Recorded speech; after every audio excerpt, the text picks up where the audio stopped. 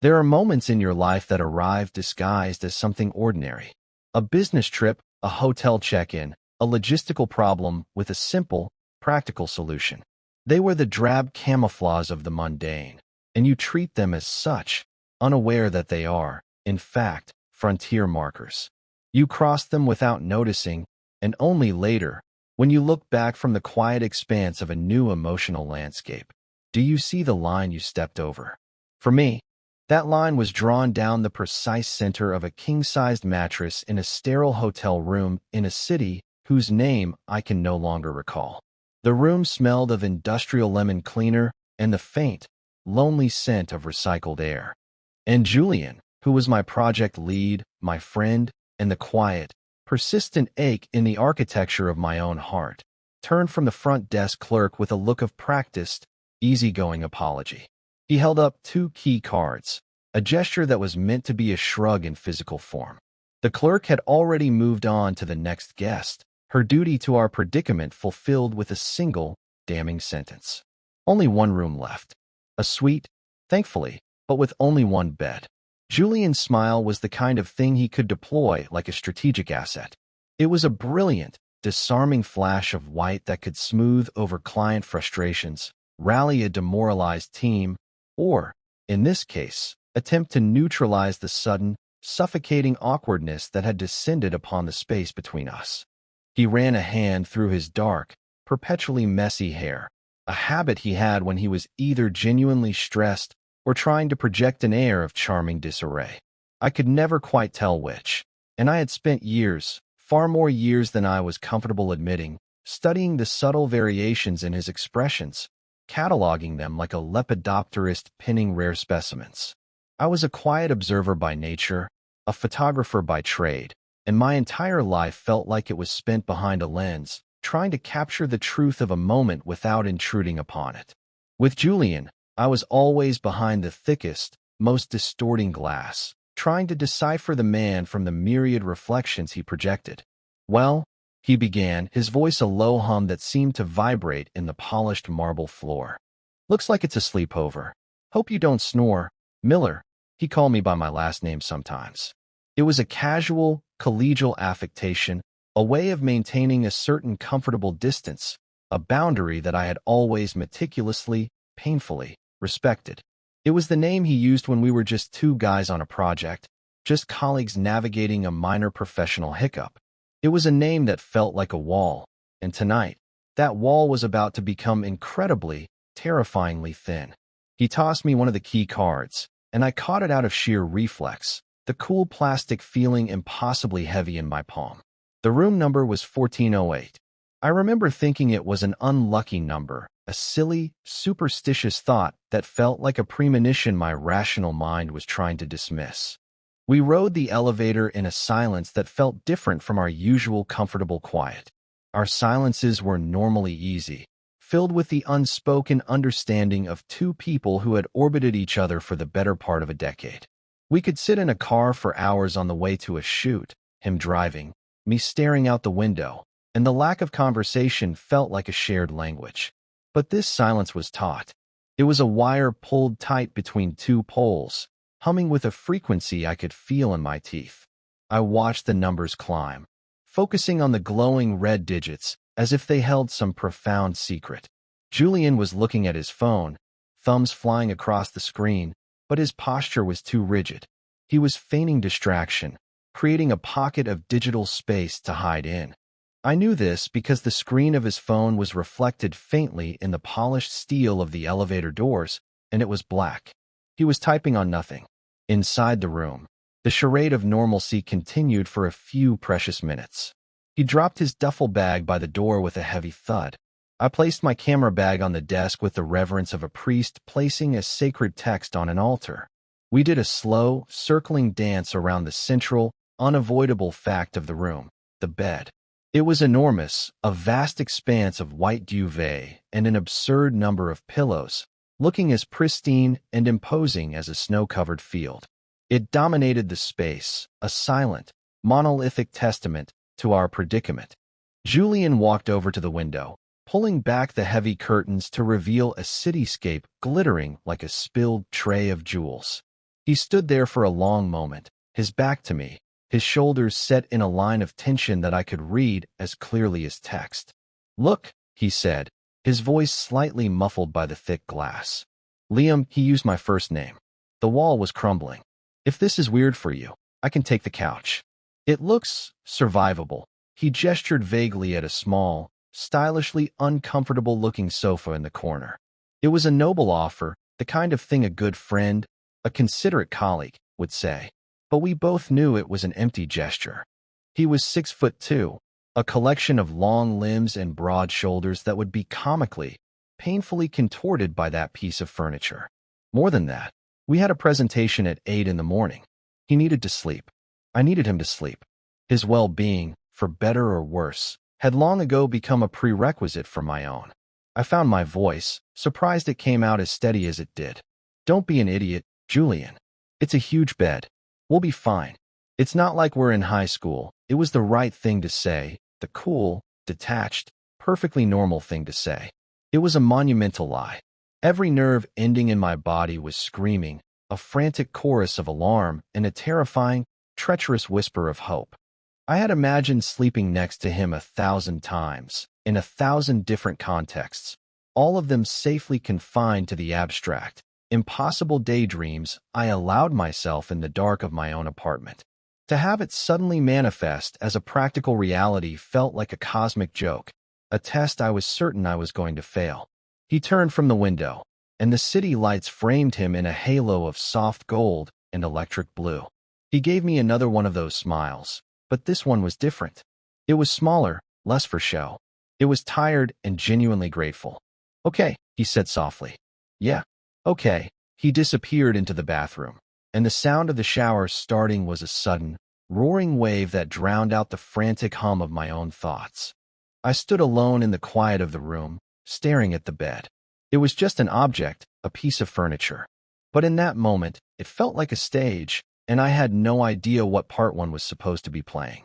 I didn't know then that the real play had started months earlier, that this was not the opening act, but a pivotal scene in the middle of a story whose beginning I had completely misunderstood. The foundation of our friendship, I had always believed, was built on solid, platonic ground. I was about to learn that it was built over a fault line, and the tremors had been growing for a very long time. I met Julian 9 years ago. It was my first real job out of college, a junior graphic designer and in-house photographer for a boutique software consultancy that was trying to cultivate a hip, artistic vibe. I was shy, overwhelmed, and convinced I was a fraud who would be discovered and unceremoniously fired at any moment. Julian was already a legend. He was the lead developer on their flagship product, a brilliant coder who could speak to clients with a charm and confidence that bordered on hypnotic. He moved through the office like a minor celebrity, a whirlwind of energy and easy laughter, trailing a wake of admiring colleagues and a faint, pleasant scent of expensive coffee and something that smelled like clean laundry and ambition. He was, to me, a completely different species. He was sunlight. I was the shadow that clung to the corners of the room. For the first 6 months, our interactions were limited to polite nods in the hallway and brief, transactional conversations in meetings where I would present mock-ups, and he would offer incisive, terrifyingly intelligent feedback. I was intimidated by him, but I was also drawn to the intensity of his focus. When he looked at my work, he really looked at it. He saw the details, the alignment, the subtle color shifts I thought no one would ever notice.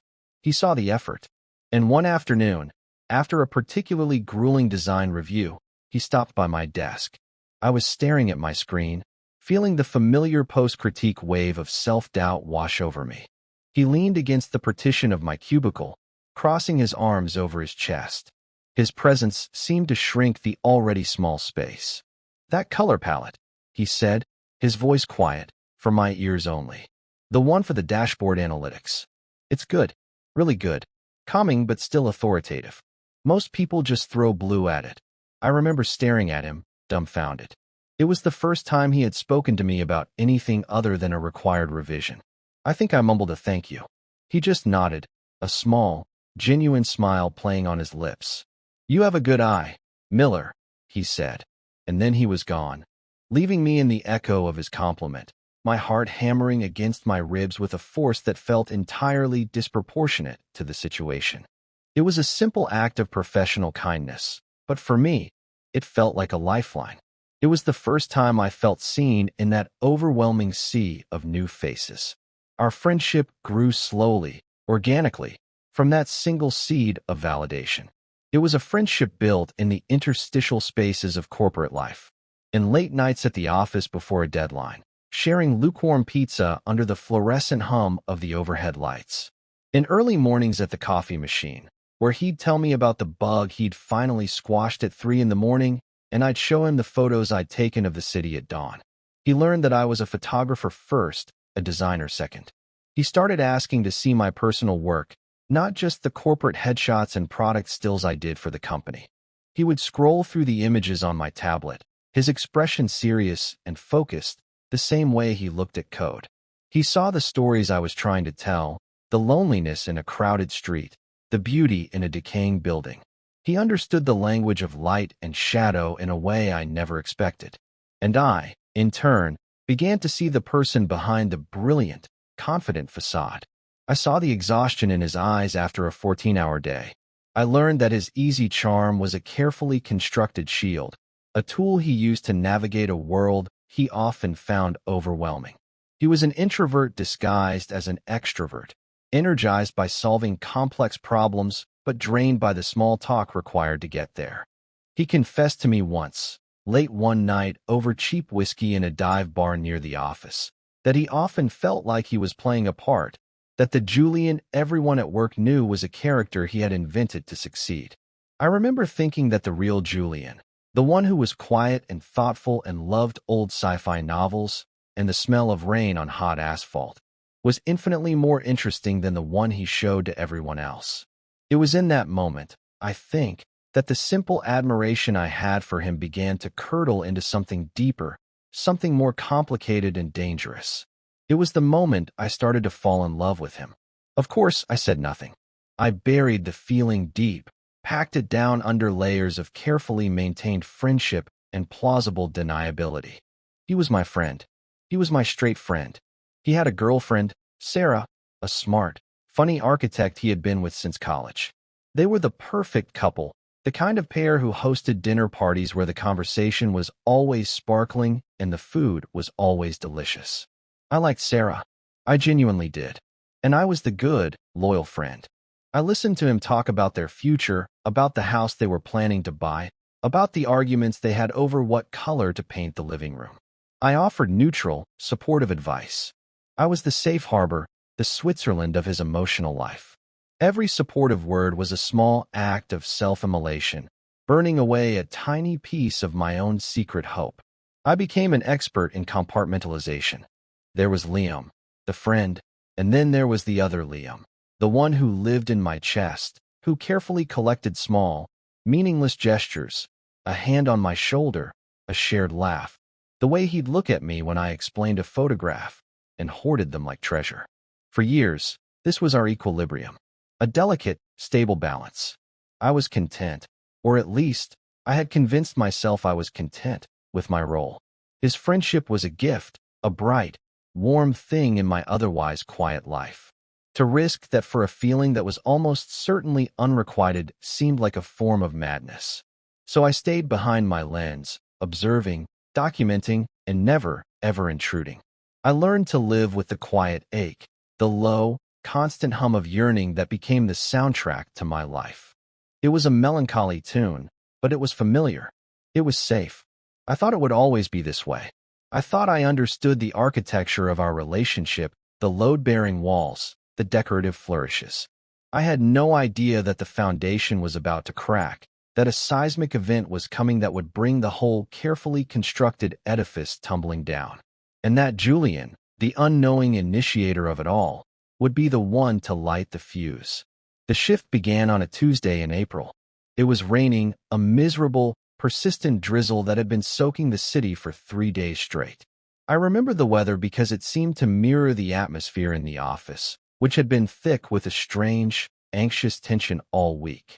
Julian had been uncharacteristically quiet, his usual energy muted, his focus frayed.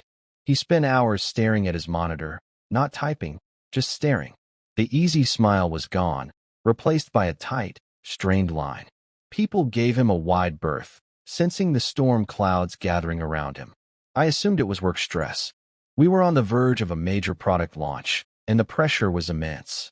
I kept my distance, respecting his need for space, though every instinct I had screamed at me to go to him, to ask him what was wrong. He called me that night, long after I'd gotten home. It was almost 11. His name flashing on my phone sent a jolt of alarm through me. He never called that late unless it was a work emergency. I answered, my heart already starting to pound. Liam. His voice was rough, broken. It sounded like it had been scraped raw over gravel. All he said was, she's gone. She left, and I knew.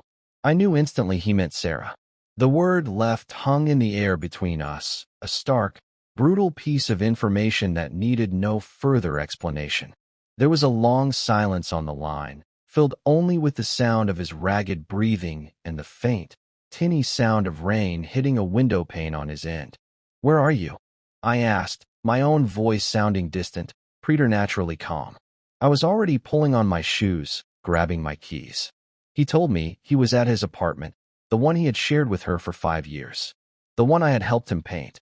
The one where I had attended all those perfect dinner parties. I was there in 20 minutes.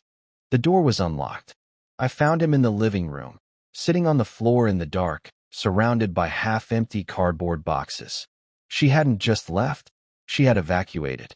The room was hollowed out, pockmarked with empty spaces where her life used to be. The bookshelves were half-empty. The walls were scarred with the pale outlines of where her pictures had hung. It was a ghost of a room, and he was the ghost haunting it. He didn't look up when I came in. He was just staring at a single, framed photo on the floor in front of him. It was a picture of the two of them, smiling on a beach, the sun setting behind them. It was a good photo. I knew, because I had taken it. He looked up at me then, his eyes red-rimmed and vacant.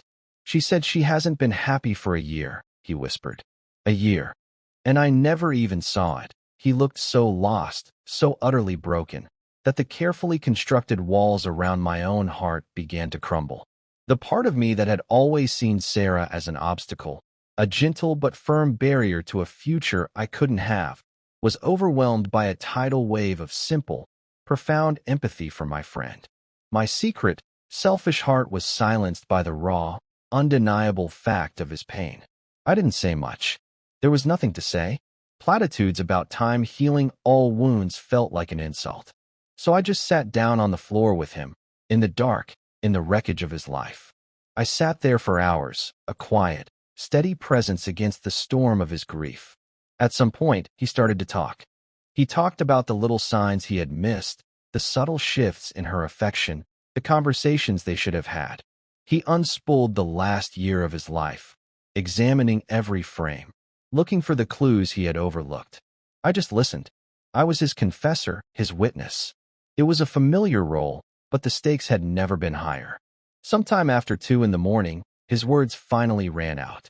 He slumped against me, his head finding my shoulder as if by instinct, and the exhaustion finally claimed him. He fell asleep, his breathing deep and uneven, his body a dead weight against mine. I sat there, not moving a muscle, for what felt like an eternity. The rain had stopped, and the silence of the city in the pre-dawn hours settled over the apartment. My shoulder ached, my leg had gone numb, but I didn't dare move. I just listened to the sound of him breathing. I could feel the warmth of him through my shirt, smell the faint scent of his shampoo mixed with the stale, sad smell of cardboard boxes. It was the closest I had ever been to him, an intimacy born of crisis and despair. And in that moment, a new and terrifying feeling began to bloom in the ruins of my carefully guarded heart. It was not just love. It was a fierce, desperate protectiveness. I wanted to absorb his pain, to shield him from the wreckage of his own life. I wanted to be the one solid thing he could hold on to in the flood. I had no idea that in trying to become his anchor, I was about to be pulled under myself, into waters deeper and more dangerous than I had ever imagined. This was the shift.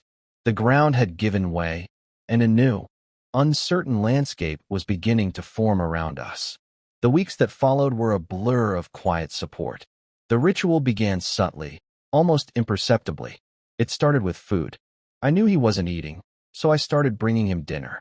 I'd show up at his empty apartment with takeout containers, and we'd eat sitting on the floor because he still hadn't replaced the dining table Sarah had taken. Our conversations were muted, mostly about work, about movies, about anything other than the gaping hole in the middle of his life. But my presence was a constant, a quiet baseline of stability against the erratic noise of his grief. I was the friend who showed up, the one who didn't offer empty platitudes or try to drag him out to a bar to get his mind off things. I just sat with him in the quiet, and for him, that seemed to be enough. Then, the ritual evolved. It moved from his apartment to mine. He started saying his place felt too empty, that the silence was too loud. He'd come over after work, ostensibly to use my faster internet or to borrow a book, but we both knew he was just seeking refuge. My small, cluttered apartment, filled with stacks of photography books, half-finished projects, and the smell of darkroom chemicals, became his sanctuary. He would stretch out on my old, comfortable couch, the one with the worn-in spot on the left cushion, and I would put on some ambient music or an old black-and-white film. He wouldn't always talk. Sometimes he would just lie there, staring at the ceiling, while I worked at my editing desk. But he was there.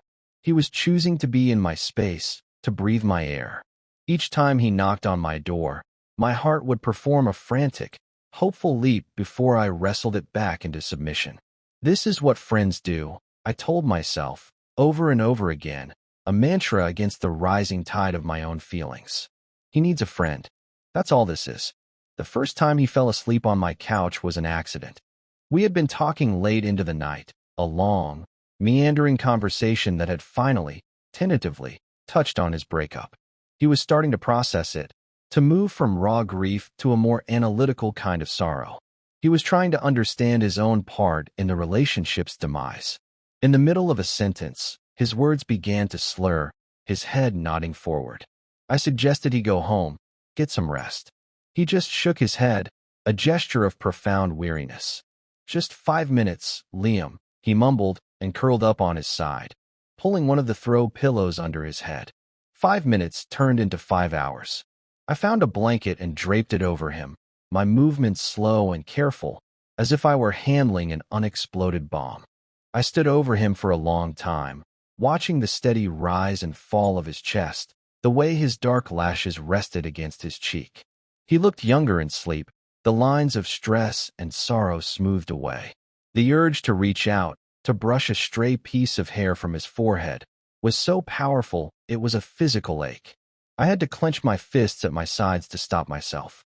I retreated to my bedroom, leaving the door ajar, and spent the night listening for any sound from the other room, a sentinel guarding his exhausted sleep. This became the new normal.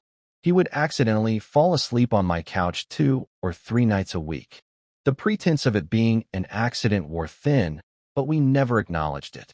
It was an unspoken agreement, a part of our new ritual. He would arrive, we would talk, he would drift off, and I would cover him with a blanket. It was a strange, chaste form of cohabitation. My apartment began to feel less like my own and more like ours. He left a toothbrush in the bathroom, a hoodie draped over the back of a chair. His presence began to saturate the space, his scent clinging to the cushions of the couch, his coffee mug next to mine in the drying rack. I was living in a state of exquisite torture. I had him closer than ever before, but the distance between us felt more vast, more impassable. He was here out of need, out of a desperate flight from loneliness. I was here out of love. We were sharing the same space, but we were living in 2 completely different realities. My internal monologue during this period was a relentless, exhausting cycle of analysis and self-reproach. Every gesture, every word, was placed under a microscope. When he'd lean his head back on the couch and his hair would brush against my arm as I sat on the floor, was it an accident? When he smiled at something I said, a real, genuine smile that reached his eyes, did it mean something more? I was a detective searching for clues in a case where I had already decided on the verdict. He could never feel the same way. I was his safe space precisely because I was not a romantic possibility. I was the neutral ground where he could be vulnerable without consequence. To him, I was just Liam. Good, steady, dependable Liam. The friend. The thought was both a comfort and a slow-acting poison. The boundary of the couch began to blur one rainy Thursday night. He had had a terrible day at work, a server had crashed, and he had spent 12 hours in crisis mode. He arrived at my door looking utterly decimated, soaked from the rain, his face pale and drawn. He didn't even make it to the couch. He just slumped onto the rug in my small living room, leaning his back against the sofa, and closed his eyes. I brought him a towel and a dry t-shirt of mine. He changed without a word, pulling my faded gray shirt over his head. It was too small for him, stretching tight across his shoulders and chest. Seeing him in my clothes did something strange to my equilibrium, a jolt of domestic intimacy that felt both wonderful and deeply transgressive. We didn't talk that night. I put on a documentary about deep-sea life, the volume low, the screen filled with the slow, silent ballet of bioluminescent creatures in the crushing dark. I sat on the couch, and he stayed on the floor, his head eventually coming to rest against my knee. It was a casual, thoughtless gesture on his part, the kind of easy physical contact he had always initiated. But this time, it felt different. It was not a fleeting touch. He stayed there. The weight of his head was a solid, warm pressure on my leg. I could feel the faint vibrations when he breathed. My entire consciousness shrank until it was focused on that single point of contact. The entire universe was the feel of his hair through the thin denim of my jeans. I sat perfectly still, my muscles screaming in protest, terrified that if I moved, if I even breathed too deeply, I would shatter the spell. He fell asleep like that, his body slowly relaxing, his head growing heavier against my knee. The documentary ended, the screen went black, but I didn't move. I just sat there in the dark, with the weight of my friend, the weight of my love, a warm, impossible pressure holding me in place. This was the heart of the ritual. These nights of shared silence, of ambiguous, comforting physical closeness. It was a territory without a map, and I was navigating it blind, guided only by a desperate hope and a crippling fear. He was healing, I could see it. The deep-set lines of grief around his eyes were beginning to fade. He was starting to laugh again, real, unforced laughter. And he was leaning on me, more and more. The couch was no longer enough. He began to talk about the future again, but it was a future described with we instead of I. We should take a weekend trip when this project is over, he'd say. We should try that new ramen place downtown. I didn't know what to make of this we. Was it the we of friendship, or was it becoming something else? I was so terrified of misinterpreting the signals, of seeing what I wanted to see instead of what was actually there. I was a photographer who had lost all sense of perspective, my lens so clouded by my own longing that I could no longer trust the image it was showing me. The business trip, the one that would lead to room 1408, was scheduled for the following week. I saw it as a potential reprieve, a break from the intense, suffocating intimacy of my small apartment. I thought a change of scenery, a return to our professional roles, would help to reset the boundaries that had become so dangerously blurred. I had no idea it would be the very thing that erased them completely. The shower shut off, the sudden silence a shock after the steady roar of the water. I was still standing in the middle of the hotel room, my bag still at my feet, the key card still clutched in my hand. My mind was a frantic scramble, trying to process the journey from those chaste, careful nights on my couch to this vast, intimidating bed. It felt like a quantum leap, a jump across a chasm I had never intended to cross. Julian emerged from the bathroom, a cloud of steam billowing out behind him. He had a towel wrapped low around his hips, and another one slung over his shoulders. His hair was dark and slick with water, and droplets clung to his eyelashes and traced paths down his chest. My throat went dry. It was one thing to see him in my too small t-shirt in the dim light of my apartment. It was another thing entirely to see him like this, so unapologetically, breathtakingly real, under the harsh, unflattering glare of the hotel room lights. He seemed completely oblivious to my internal crisis. He was focused on the practical. "Your turn," he said, gesturing to the bathroom. "I'm going to call the front desk. See if they can send up a couple more pillows. We can build a pillow wall. The Great Wall of Julian and Liam. Keep things respectable. He grinned, and the casual, joking nature of the comment was like a splash of cold water. He was trying to make it normal. He was trying to build a fortress of platonic reassurance around this intensely intimate situation. I was grateful, but it also felt like a small, sharp sting. He was worried about keeping things respectable. I was worried my heart was going to beat its way out of my chest and skitter across the beige carpet. We were not operating on the same frequency. I took the longest shower of my life. I stood under the scalding spray, hoping the steam could somehow cleanse me of the frantic, illicit thoughts that were careening through my mind. I was trying to recalibrate, to force myself back into the role of friend. It's just a bed. It's just for one night. Nothing has to happen. Nothing will happen. I repeated these phrases to myself, a desperate litany against the rising tide of hope. When I finally emerged, dressed in a t-shirt and a pair of worn sweatpants, Julian was already in bed. He was on the far right side, his back to the center, scrolling through his phone. He had, as promised, constructed a formidable barrier of pillows down the middle of the mattress. It was a comical, ridiculous sight, a fluffy white demarcation line. "The wall is complete," he announced without looking up from his phone. "Your side is the one with slightly less territory, apologies. My limbs require a certain jurisdiction." I let out a breath I didn't realize I had been holding. The joke, the wall, the sheer absurdity of it all, eased some of the tension. This was manageable. This was just two friends making the best of an awkward situation. I could do this. I walked over to my side of the bed, my movements feeling stiff and robotic. I slipped under the covers, the crisp, cool sheets feeling alien against my skin. I lay on my back, staring up at the textured white ceiling, my body rigid, a soldier at attention. I was hyper-aware of everything. The soft rustle of the sheets as Julian shifted his weight. The faint, clean scent of the hotel soap on his skin. The low hum of the air conditioning unit. The space between us, the 3 feet of mattress and a wall of goose-down pillows, felt both like a vast, empty desert and the most electrically charged space I had ever occupied. We lay in silence for a long time. I thought he had fallen asleep, but then he spoke, his voice quiet in the darkness, seemingly directed at the ceiling. "You know," he started, his tone hesitant, "I never really thanked you for everything." After Sarah, I turned my head to look at him, but his face was just a silhouette against the faint glow of the city lights filtering through the gap in the curtains. "You didn't have to do any of that. Bringing food, letting me crash at your place. You basically kept me from falling apart." Liam, his use of my name again, so soft and serious in the dark, felt like a thumb pressing on a bruise.